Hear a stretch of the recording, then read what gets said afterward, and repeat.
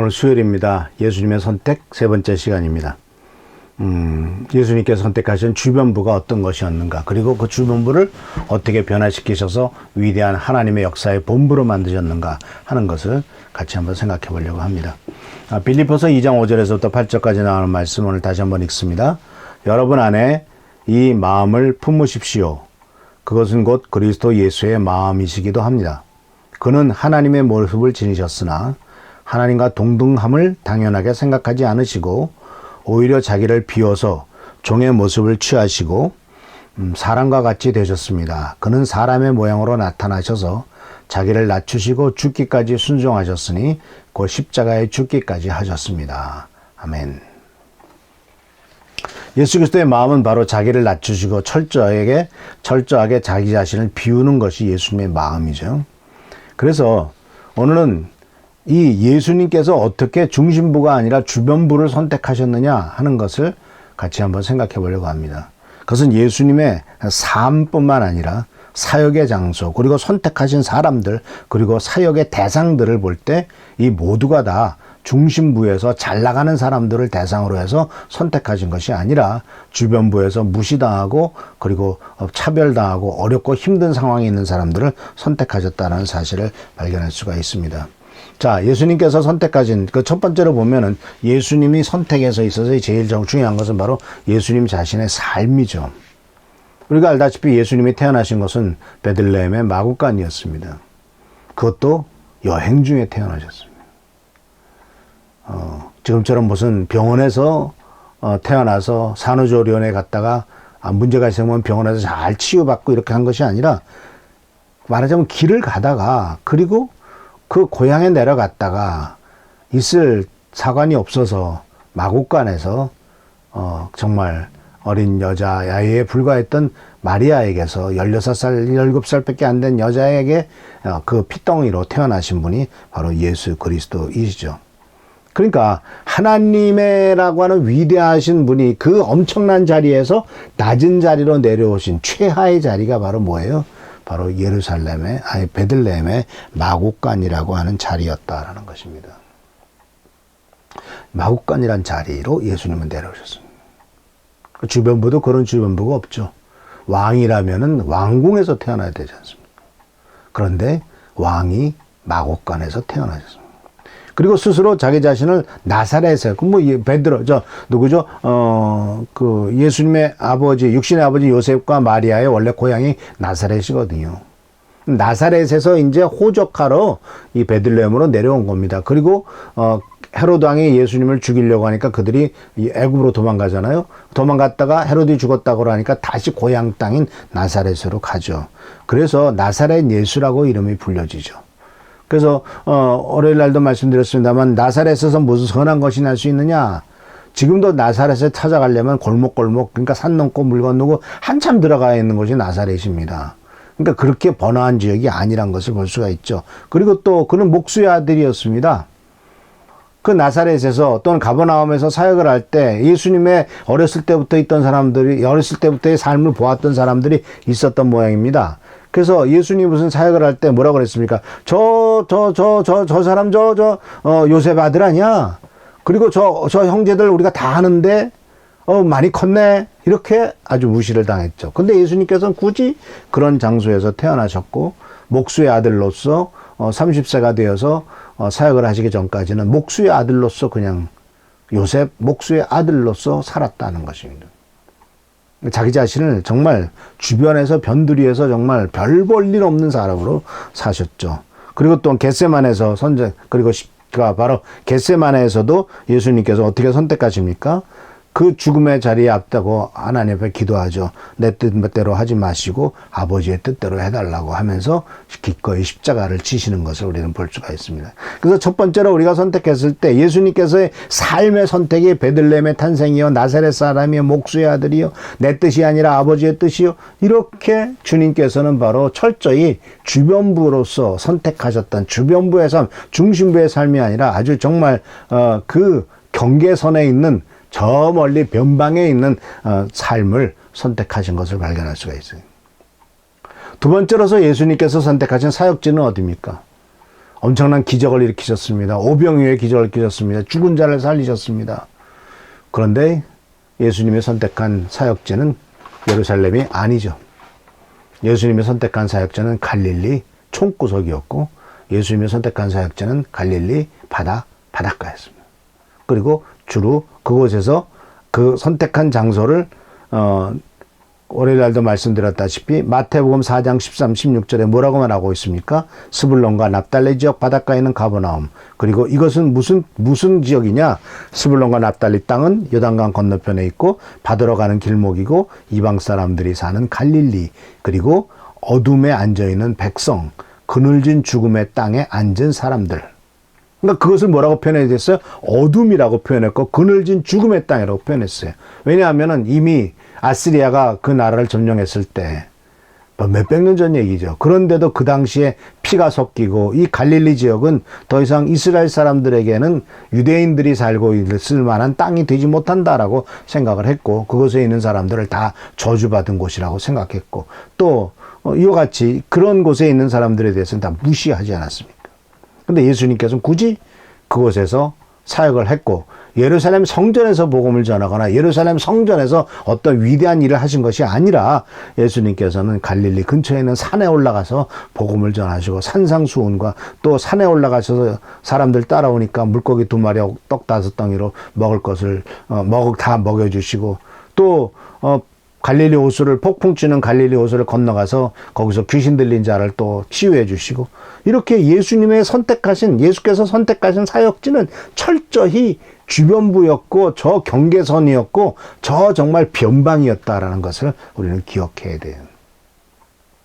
그런데 놀랍게도 예수님께서 이렇게 변방에서 선택하셔서 사역을 하고 변방에서 이런 일을 하고 이 경계선에서 저 주변부에서 일을 하셨지만 그곳에서 사는 사람들에게 엄청난 큰 빛과 꼭 빛이 필요한 것이었다라는 것입니다. 예루살렘은 성경에 뭐라고 그러냐면 선지자가 예언자가 예루살렘 밖에선 죽는 법이 없다라는 말을 통해서 예루살렘이라고 하는 것은 하나님의 사람들을 예언자들을 선지자들을 죽이기나 하는 장소지 하나님의 뜻이 이루어지는 장소가 아니다라고 하는 이야기를 하는 것을 보게 됩니다. 그래서 사랑하는 성도 여러분, 우리가 하나님의 일을 한다고 할 때 중심부에 들어가서 어떤 일을 하는 것이 하나님이 원하시는 것이 아니라 예수님께서도 이렇게 주변부에서 변방에서 일을 하시고 그들의 삶을 변화시키시고 축복하심으로써 위대한 일들을 거기에서부터 시작하셔서 전 세계를 뒤집는 놀라운 역사를 하셨다라는 것입니다. 자, 예수님의 선택, 자기 자신의 삶에 대한 선택이 그렇죠. 예수님께서 사역하셨던 사역지도 그랬죠. 또 그러면 예수님께서 선택하셨던 사람, 이들 중에서 중요한 것이 바로 제자들이지 않습니까? 12명의 제자가 있는데 이 12명의 제자들의 선택하신 것을 한번 생각해 봅시다. 마태복음 4장 18절에서부터 22절에 나오죠. 예수께서 갈릴리 바닷가를 걸어 다니시다가 두 형제 베드로라는 시몬과 그의 형제간에 안드레가 그물을 던지고 있는 것을 보셨다. 그들은 어부였다. 예수께서 그들에게 말씀하셨다. 나를 따라오너라. 너는 너희를 사람을 낚는 어부로 삼겠다. 그들은 곧 그물을 버리고 예수를 따라갔다. 거기에서 조금 더 가시다가 예수께서 다른 두 형제 곧 세베대의 아들 야고보와 그의 동생 요한을 보셨다. 그들은 아버지 세베대와 함께 배에서 그물을 깃고 있었는데 예수께서 그들을 부르셨다. 그들은 곧 배와 자기들의 아버지를 놓아두고 예수를 따라갔다. 자, 우리는 이 말씀 속에서 예수께서 당신의 제자들을 선택할 때 선택하신 모습과 동시에 선택의 기준을 볼 수가 있습니다. 요한복음 3장에 하면 예수님께 밤에 찾아온 니고데모라고 하는 그 당시에 사실 성공적인 자리에 성공했던 사내들인 공회의원, 지금 국회의원쯤 되는 엄청난 지위에 있었던 사람이 밤에 찾아오는 경우도 있었고 아리마다 요셉이라고 하는 사람이 예수님이 돌아가셨을 때 자기가 쓰려고 두었던 그 무덤을 아주 좋은 무덤을 예수님을 위해서 기꺼이 제공한 부자도 있었습니다. 그런데 예수님께서는 그들을 숨겨진 제자로서 그냥 하셨지만 직계 12제자로서는 삼으시지 않으셨다는 사실을 기억하시기 바랍니다. 예수님이 선택한 사람은 바로 성공한 사람을 선택하지 않으셨습니다. 성공할 사람도 선택하지 않으셨습니다. 아시다시피 어디요? 여리고에서 예수님을 정말 따라왔고 예수님에게 엄청난 그 도전을 했고 예수님께 또한 그 믿음을 보여주던 사람이 있잖아요. 삭개오잖아요. 그도 아마 50대쯤 됐을 겁니다. 그리고 그는 사실 세리장으로서 큰 부자였죠. 그러나 예수님께서는 그를 구원해 주시긴 했지만은 12제자로 삼지는 않으셨습니다. 예수님께서 선택하신 사람은 성공할 사람, 성공한 사람이 아니라 순종할 사람을 선택하셨어요. 그리고 바로 이 제자들은 중심부에 있는 사람이 아니라 그 당시 사회의 중심부에 있는 사람이 아니었어요. 예수님의 제자 중에는 바리새인 하나도 없었고요. 제사장도 하나도 없었고요. 예수님의 제자 중에서는 성경학자도 하나도 없었어요. 로마 군인도 없었어요. 당시에 그래도 세상의 기준에 의해서는 성공한 수준이다라고 할 사람들이 12명의 제자에 포함된 사람은 아무도 없다니까요. 그러니까 예수님께서는 성공할 사람이 아니라 순종할 사람인데 이 예수님을 따라 나섰던 마태복음 4장 18절에서부터 22절에 보면은 곧이란 말이 반복돼요. 그들은 곧 그물을 버리고 예수를 따라갔다. 그들은 곧 배와 자기 아버지를 버려두고 놓아두고 예수를 따라갔다. 그는 즉시 예수를 따라갔다. 그는 즉시 배도 버리고 아버지도 놔두고 예수를 따라갔다. 그러니까 예수님이 선택했던 사람은 바로 즉시 순종할 사람. 그 사람이 주변부 사람이었어요. 어부였어요. 몸에서 비린내 나는 인생이었어요. 그렇지만 즉시 따라 나서는 사람을 주님이 선택하셨어요. 또 예수님의 제자들도 실수투정이잖아요. 그죠? 나다나엘이라고 하는 사람을 만났더니 나사렛에서 무슨 선한 것이 나올 수가 있느냐고 핀잔했을 때 네가 나무 밑에 서 있는 걸 보았다라고 했을 때 금방 주님이라고 말씀을 하죠. 즉시 자기의 잘못을 깨닫고 인정하는 사람. 사람 실수하죠. 그런데 예수께서는 실수한 사람의 문제를 삼는 게 아니라 실수를 즉시 인정하고 따라오는 것을 더 중요하게 여겼죠. 베드로 보세요. 예수님을 3번이나 부인하잖아요. 그래도 예수님을 버리지 않고 끝까지 제자들과 함께 머물렀으니까 주님이 쫓아오셔가지고 그에게 기회를 주지 않습니까?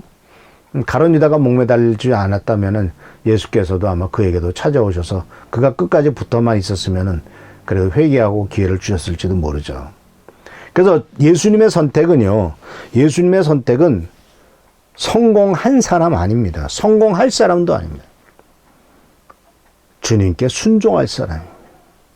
주님께 기꺼이 곧 따라 나설 사람을 선택하셨습니다. 그리고 그런 사람들이 예수님과 함께 세상을 변화시킵니다. 그런 사람이 예수님과 함께 세상을 정말 뒤집어 엎습니다. 우리 미랄 성도님들은 모두 다 그렇게 되기를 축원합니다. 우리들은 성공한 사람도 아니고 세상에서 잘난 사람도 아닙니다. 그러나 주님이 말씀하시면 즉시 순종하고 나섬으로써 우리를 통해서 역사하시는 하나님의 역사를 우리가 살아생전에 체험할 수 있게 되기를 축원합니다. 자, 그리고 이제 네 번째로서 예수님께서 선택하셨던 것이 바로 뭐냐면 예수님이 누구를 사역의 대상으로 선택하셨느냐 하는 겁니다. 누구를 사역의 대상으로 선택하셨느냐. 아까도 말씀드렸습니다마는 니고데모는 예수를 밤에 찾아갔습니다. 그러나 예수님께서는 기꺼이 사람들을 찾아다니셨습니다. 대표적인 예가 바로 뭐냐면 갈릴리로 가시다가 사마리아 성을 통과하신 것이죠. 거기에서 수가성 옆에서 남편을 5씩이나 바꿨던 정말 인생에 큰 아픔과 쓰라림이 가득 차 있었던 한 여인을 만나서 그 여인을 완전한 전도자로 바꾸죠. 그 여인을 통해서 또 사마리아 수가성 전체가 예수를 믿게 되죠.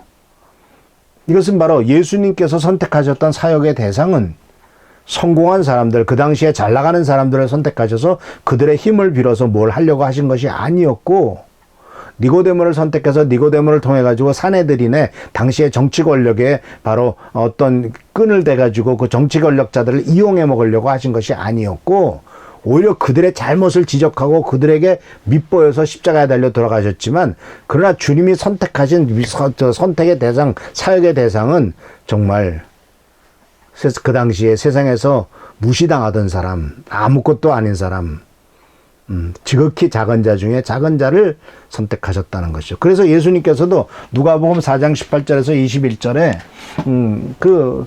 그 성령 충만하셔서 이제 그 어디에요? 그 광야로 시험 받으러 나가셨지 않습니까? 그리고 돌아오셨어요. 돌아오셔서 이제 성령 충만해서 돌아오셔가지고 나사렛에 가서 이제 성경을 읽으시죠. 회당에서. 그러니까 누가복음 4장 18절에서 21절을 읽습니다. 주님의 영이 내게 내리셨다. 주께서 내게 기름을 부으셔서 가난한 사람에게 기쁜 소식을 전하게 하셨다. 주님께서 나를 보내셔서 포로된 사람들에게 해방을 선포하고 눈먼 사람들에게 눈뜸을 선포하고 억눌린 사람들을 풀어주고 주님의 은혜를 선포하게 하셨다. 예수께서 그들에게 말씀하셨다. 이 성경 말씀이 너희가 듣는 가운데서 오늘 이루어졌다. 자, 여기에서 우리는 무엇을 발견하게 되냐면 예수께서 선택하신 사역의 대상, 또 하나님께서 원하시는 우리가 돌보고 우리가 복음을 전하고 우리가 하나님의 사랑을 전해야 될 대상을 가르쳐주고 있죠. 성공한 사람들, 세상에서 잘 나가는 사람들이 대상이 아니었던 것을 발견할 수가 있어요. 참 안타깝게도 우리들은 또 많은 목회자들은 이 세상에서 성공한 사람들이 돈 많이 번 사람들이 교회에 와서 뭔가 기여를 하고 도움을 주기를 바라죠. 뭐 그건 꼭 나쁜 일이라고 볼 수는 없겠습니다만은 오히려 그런 일로 말미암아 하나님 앞에 누를 끼치는 경우가 더 많지 않습니까? 주님의 영이 내게 내리셨는데 나에게 하나님이 놀라운 성령의 능력과 기름을 부으신 까닭은 가난한 사람, 포로된 사람, 눈먼 사람, 억눌린 사람들의 아픔과 쓰라림을 해결하고 그들의 문제를 해결하라고 나에게 성령의 능력을 부으셨다라고 말씀하시고 있어요.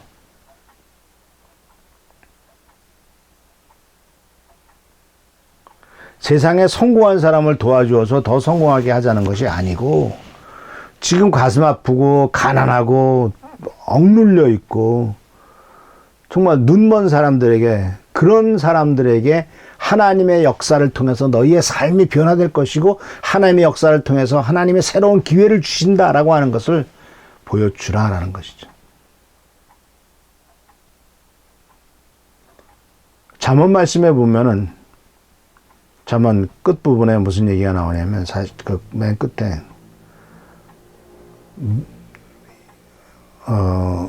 벙어리가 돼서 말을 할 수도 없는 사람을 대신해서 말할 능력도 없고 말할 기운도 없는 사람을 대신해서 변호를 해라. 그런 사람들에게 그런 사람들의 문제를 해결해 주라라고 솔로몬이 잠언에서 말씀을 하고 있어요.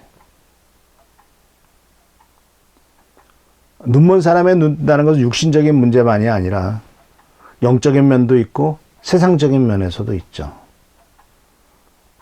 그래서 이런 부분들은 예수님의 사역의 대상이 굉장히 어려운 사람들인데 이 어려운 사람들을 돕는다는 것은요, 사랑하는 성도 여러분, 굉장히 힘든 일입니다. 그리고 위험한 일입니다. 자, 예를 들자면 지금 윤미향 씨라고 하는 사람의 사건 때문에 시끌시끌합니다. 그분은 30년 동안이나 되는 긴 세월을 위안부 할머니들을 도와주었습니다. 그런데 물론 거기서 뭐 돈을 어떻게 했는지 하는 것은 나중에 밝혀지겠지만 30년 동안의 그 수고와 노력이 순식간에 부정당하고 매도당하는 것을 우리는 보고 있지 않습니까? 그런데 재벌들을 도와주면 어떻게 될까요? 권력자들을 도와주면 어떻게 될까요? 기꺼이 수많은 사람들이 재벌들이 잘못했어도 재벌들의 돈을 얻으려고 변호사를 자처하고 변호사 옆에 변호사가 됩니다. 왜? 그를 도와주면은 그래도 떡고물이나 콩고물이 떨어지게 할 테니까. 위안부를 30년 도와준 결과가 비난이요, 손가락질입니다. 예수님은 죽은 자를 살리고 병든 자를 구해주고 살려냈고 억눌린 사람들을 풀어줬다고 해서 감옥에 예수님은 십자가에 달려 죽게 하셨습니다. 자, 이래서 예수님의 선택은 주변부를 선택하셨고 그 주변부를 선택하는 일이 굉장히 힘들고 고통스러운 일인데 거기에서 하나님의 역사가 일어나더라는 사실이죠. 예수님께서는 영광의 길보다는 고난의 길을 선택하셨고 중심부보다는 주변부를 선택하셨습니다. 그것이 자기 자신을 낮추신 모습입니다.